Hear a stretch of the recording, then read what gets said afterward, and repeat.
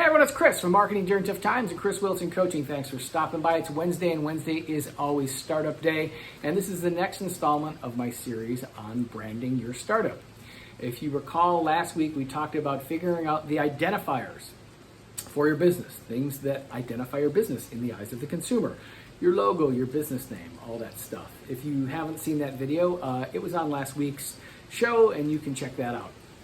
This week we're talking about the attributes. The attributes are what do people think of when they see your identifier? And I'm going to give you some easy examples because I think that's the best way to sort of explain this. If I said to you the word Microsoft, what do you think of? Well, when I think of Microsoft, I think of their software products. So I think of Windows, I think of Excel, I think of Word, those type of things that I use when I use a PC. What are the other attributes? Well, in my mind, I don't know a lot about computers. Windows is the software that makes it work. If you don't have Windows, your computer doesn't work. There might be other softwares out there, I don't know. Windows seems to work fine, so there's no reason for me to seek out an alternative. When I think of things like Word and Excel, I think of those as like just the softwares that every business uses.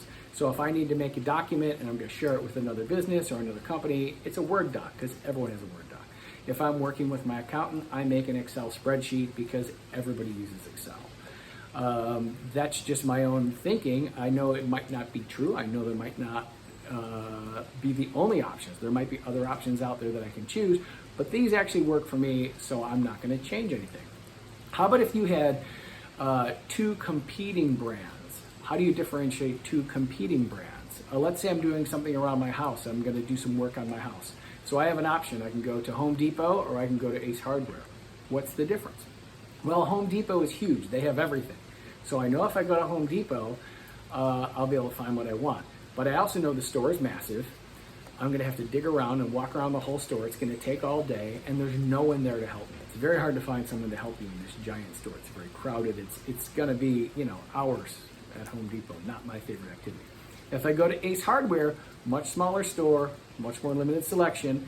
I'm going to park really close. I'm going to walk in the front door. There's going to be a guy in a white shirt and a red vest. He's going to have a little walkie-talkie on. He's going to go, how can I help you? I'm going to tell him what I need. He's going to walk me around the store, get everything I need, and I'm going to be out of there in 15 minutes. So if I can, I go to Ace Hardware instead of Home Depot.